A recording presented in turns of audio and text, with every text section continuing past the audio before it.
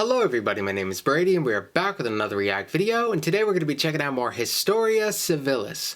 I checked them out for the first time not that long ago and I was surprised. I was really happy with his Philip II video. I thought that was really cool, and I didn't know much about Philip II going into that. I hardly know anything about Alexander the Great. I only found that video because I wanted to go down his Alexander the Great playlist. But I found it, I watched it, and I thought it was a lot of fun. And it was really impressive what he's able to do with just these little squares that, like his style is minimalistic, but he does a really good job with it. He's very good at weaving a narrative, so I think that's really cool, and I'm excited to see what some of his other stuff does with that. I've got my eye on his Julius Caesar playlist after this, so that might be happening soon. We'll see. There's only 5 videos in this playlist as of now, so maybe when we're done, we'll check out the Julius Caesar stuff. You guys have been suggesting it, so I don't see why not. But this video is Macedonian battle tactics. I'm not a big military historian. It's difficult for me and never really caught my attention the same as a lot of the political and social stuff did, but I understand its importance. And since I don't know that much about military history, I can only serve to learn from this. I mean, I'm working from practically nothing on the subject, so I could only serve to benefit from checking out something that I wouldn't typically do. So this should be fun. Let's get this video started. I'm excited to see what they got.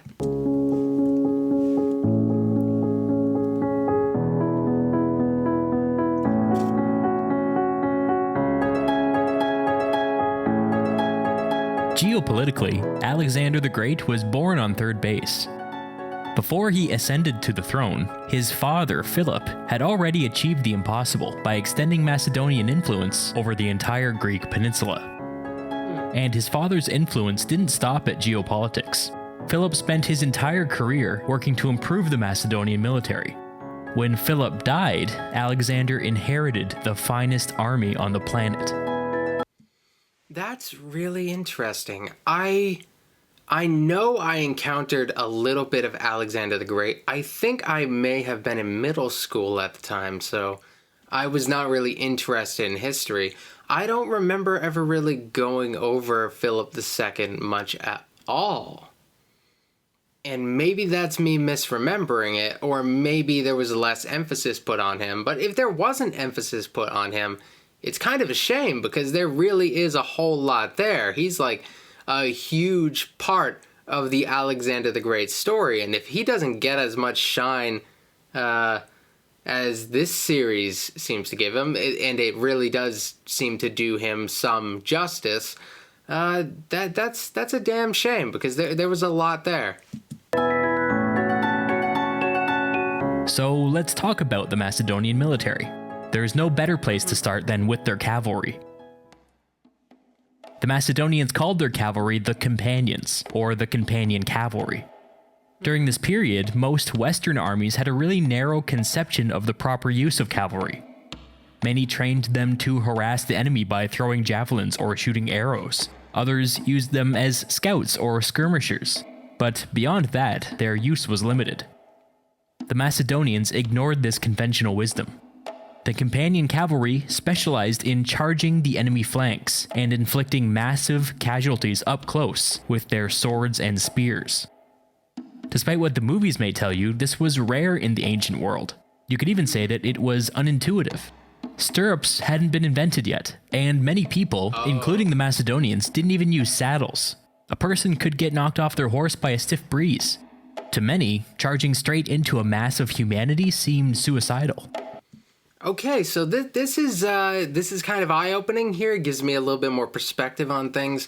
The thing about the cavalry thing, I didn't understand the limitations of it. The fact that stirrups hadn't been invented, that's like huge there. And like a little factoid, I don't know in what other context I would have ended up learning. That's a huge difference. And I felt like I was thinking about cavalry, and all I think about is like them being used as kind of an encircling tool, kind of to get them from the back and cause damage from the back so that you can, like, I don't know. It just seems like that was like the natural thing, and the fact that that wasn't really a thing yet is actually really surprising to me. I just assumed it had been like that since kind of the beginning. But the Macedonians knew what they were doing. For instance, the spears they used were quite interesting. They were made to be as light and as thin as possible, so thin that the wooden spear wobbled as they charged. They were about 12 feet long and were held near the center. Both ends of the spear had metal tips, so if one end broke, all the rider had to do was flip the spear around and continue fighting with the other end. If that end broke as well, they had a sword to use as backup. Obviously, these spears weren't designed to crash into the enemy line. That would have shattered the spear and knocked the rider off the horse. The spear was designed to make lightning-quick stabs while on the move. This was hard to do, but the companions were expertly trained and were quite deadly with them.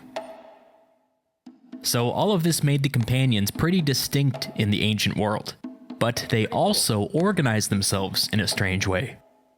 When they charged, they didn't do it in a line like you'd think. They charged as a wedge. There's a reason for this. When cavalry charges in a line, they have a tendency to do this.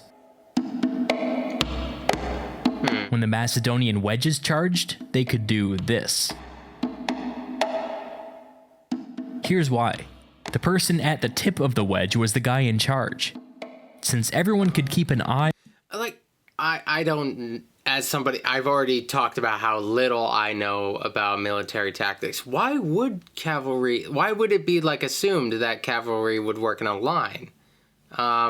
This seems to make sense. I don't... He says this with kind of assuming that I understand that cavalry is typically worked in a line, but honestly, I don't fully understand why that would be assumed. I don't know what people expected to get out of a cavalry line. So that actually leaves me with more questions than answers. On their leader, the entire unit could basically receive orders non-verbally. This meant that they could wordlessly change directions mid-gallop, or specifically target vulnerable enemy units with surgical accuracy. When they made contact with the enemy, any opening made by the riders at the front could immediately be exploited by the riders further back. As a result, the wedges were capable of creating chaos and cutting deep into the enemy line. A well-timed charge like this could single-handedly win a battle. Okay, so if the front one is the leader, it makes me wonder what would happen if they're taken out. I assume like one of the second row people would have to like step up and become that person. I don't know how well these things are organized. This you can tell how out of place I feel when talking about this stuff, but these are just the thoughts that come to my head. I'll probably do some Googling after this video, of course, but right now I'm just kind of let my thoughts flow a little. But no matter how successful the cavalry were, the opportunities they created needed to be followed up by infantry. But let's not get ahead of ourselves. For this to make sense, we need a rock-solid understanding of what a phalanx was. If we're talking phalanxes, we're talking spears. Dudes holding spears maybe 8 feet long, with big circular shields. A phalanx was a group of these spearmen organized into a tight square. In battle, they presented a solid shield wall, bristling with spears. Since there were so many people packed into the square, and everybody in the square was so well trained, the phalanxes had an intense forward momentum. Against less disciplined opponents, they were nearly unstoppable. But they had vulnerabilities. They were slow as hell, both slow to move and slow to turn. Plus, since the entire phalanx had to work together, they were pretty bad at fighting in 2 directions at once. This made them vulnerable to flanking maneuvers. When 2 opposing phalanxes met on the battlefield, the 2 squares would lock shields and push against each other as hard as they could. This would basically take both of the phalanxes out of commission for a while, and the shoving would continue until one side lost their footing, or another group showed up to tip the balance. Phalanxes were... So, I know it's like a bad example, probably, but for some reason, and I haven't seen the movie in years, but I instantly think about 300, and for some reason, like, I feel like I remember seeing a scene where they kind of simulated, like, that shield pushing, maneuvering thing. I don't know, I feel like that might have happened in the movie. I don't fully remember. I mean, I wouldn't be surprised if they did something like I'm sure the movie's like a mess historically. Like I haven't, like I said, haven't seen it in years. But I'm sure there's like some military tactics that they had to have looked at history at least a little bit. So if like some sort of like a military element ended up actually making sense, okay. And also they're Greek, so if there were some similarities between that and what we would find in Macedonia, I wouldn't be surprised. Just regionally, I mean, they're not that far off, so I'd imagine there's got to be some similarities from place to place. Were all the rage in Greece. For the century or two preceding Philip's reign, the entire peninsula was basically going through one giant phalanx arms race. For the longest time, Macedon didn't have phalanxes. The Macedonians were able to survive on the strength of their excellent cavalry, but the infantry side of things was kind of ignored. When Philip came to power, he busied himself with a bunch of reforms and introduced phalanxes to Macedon. He gave these new units a new prestigious name, the Foot Companions. Through Philip's leadership, they would become the backbone of the Macedonian army. The Foot Companions were modeled after the Greek phalanx, but were new and improved. They used a new kind of spear called the cyrisses. Technically, cyrisses might be pikes rather than spears, but whatever, let's not be sticklers to detail. Okay, good. This weapon was usually 14 or 18 or sometimes even 20 feet long. It was basically twice as long as the spears they used in Greece. So what did this mean? Well, if you can picture two phalanxes marching at each other, the one with the longer spears would always draw first blood, and would therefore have the advantage. Plus, the cyrisses were so long that people 3 or 4 or 5 rows back could still reach the enemy with their spears. If you compare this with the Greek phalanx, the Macedonians were able to get double or triple the number of spears attacking at once, with no additional manpower. But the cyrisses came with a downside. They were absurdly long, and it took an equally absurd amount of training to be able to use them effectively. Yeah, it feels like it would be kind of clumsy, like the longer it is, and yeah, that seems like that would be like one of the big problems. I guess the longer it is, it's possible it could be broken more easily. But otherwise, like that seems to, like, if we're in like that sort of a group where they really rely on working as such a unit, it does feel like it's a really strong tool. Unlike normal spears, the cyrisses had to be held with both hands. To accommodate this, the Macedonians shrunk down their shields and made them into tiny 18-inch bucklers, which could be strapped to each man's upper arm and used to deflect incoming spears. To get the untrained Macedonian infantry comfortable with this new weapon, they had to be drilled and drilled and drilled at a huge cost, but in the end it was worth it. Once they were in the field, the Foot Companions were basically elite phalanxes, better trained and better equipped than their Greek counterparts. But all of the training in the world couldn't change the fact that it was incredibly hard for all phalanxes, including these new Foot Companions, to respond quickly to a changing battlefield. They still had all of the weaknesses of a normal phalanx. They were still slow, and still vulnerable to getting flanked. When a bunch of phalanxes were lined up, the units at each end of the line were exposed. Here, Philip placed a new kind of infantry, called the shield bearers. The shield bearers were outfitted in a much more traditional Greek style, with a shorter, more manageable spear and a large shield. They also carried swords. Gotcha. Since they weren't weighed down with the giant unwieldy cyrisses, the shield bearers were much more versatile than the foot companions. They were the Macedonian army's utility players. They could fight as a regular phalanx, or they could spread out. They could quickly redeploy on the battlefield, or totally break formation and charge. They could fight with a spear or with a sword. If you ever hear about the Macedonians doing anything weird, like fighting on uneven ground, or breaching walls, or scaling cliffs, it was the shield bearers who did it. These units were entirely... This is good because I'm probably not going to remember all the terminology going into the later Alexander the Great related videos, but I will almost certainly remember kind of the concepts, so I'll be a little less surprised when I see him execute them in that particular way. So this video is setting the groundwork pretty well for the series, so like I really like that. I was a little nervous going into it because it's like battle tactics, like how much is that going to sink in for me? But no, this guy does a great job. He does a really good job explaining things, and the simplicity in like his setup makes it so that I'm not like overstimulated by what's going on. Like I can really focus in on everything that's going on. It's really good. Made up of veteran soldiers, men with long and distinguished careers, plucked from the foot companions and given a place of honor on the flanks.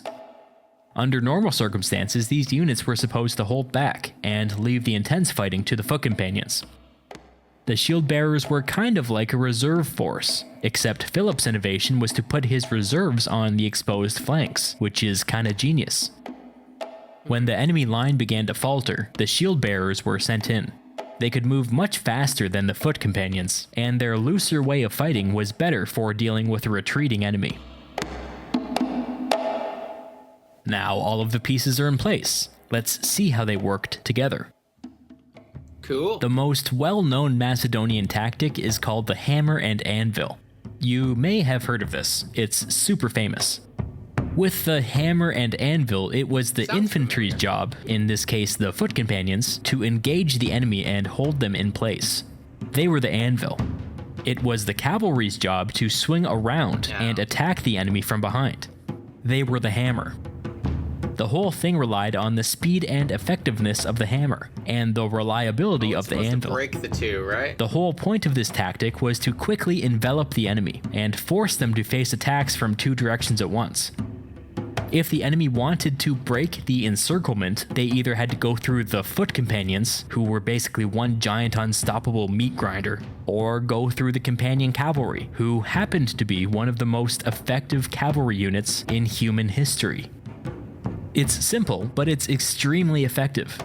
Hannibal at the Battle of Cannae used this tactic against the Romans with astounding success, but we'll cover. I remember Hannibal. Okay, there we go. Like, I remember him from the Extra History series on the Punic War. Yeah, that must be it. Is that it? Yeah, I remember that guy now. Okay, there we go. Like, that is something that he did. And that guy was a Chad. Cover other famous examples in the near future. Before Philip's reign, Macedon did not have reliable infantry. They were able to get by because of their excellent cavalry, but nobody ever bothered to invest the time and money to bring the infantry up to the Greek standard. Philip changed this. Through his leadership, he not only met the Greek standard, but exceeded it. At the time of his death, Macedon was still a regional power, but thanks to Philip, it could now field a world-class army. That's pretty sick. Oh, is that it? Oh, they got Roman battle tactics too. Maybe I should go down his battle tactics stuff. Maybe he has a playlist for that. I assume he would. Yeah, that's really cool. That was pretty good. I like that. It's not my typical thing, but I suppose a thing about this channel should be for me to learn new things that I wouldn't learn otherwise. I mean, I have school, I do my reading on my own on plenty of the stuff that I typically learn about. Why not get out of my comfort zone and learn different things? Try to be a little bit more well-rounded historically, when otherwise I'm pretty narrow. So yeah, I can really appreciate what he puts into this stuff. I think it's very good for somebody like me who really needs like the strong visual aids, who really needs the simple explanation, like taking a lot of the jargon out of things. Like, he throws out terminology, but it's so well broken down that I don't really have to trip about it too much. Yeah, that was really cool. If there are any other Historia Civilis videos you want me to check out, I've got the Julius Caesar series that I'm going to check out at some point. Probably going to check out Roman battle tactics. I don't know if that's kind of related to the Julius Caesar stuff. It might be, since they worked this into the Alexander the Great stuff. I'd imagine the Roman battle tactics might be necessary to know in the case of Julius Caesar, but I guess we'll see how that goes. Thanks for watching, everybody. If you like this video, like it, subscribe, leave your suggestions, become a channel member, damn it, and buy a sticker and or shirt. Bird Mom designed them. I know he wasn't in this video right now. He's off being babysat by her, but yeah, Bird Mom would really appreciate it if any of you decided to invest in a lovely sticker. Stick it on your laptop. All right. Thanks for watching, and I will see you guys next time. All right. Bye.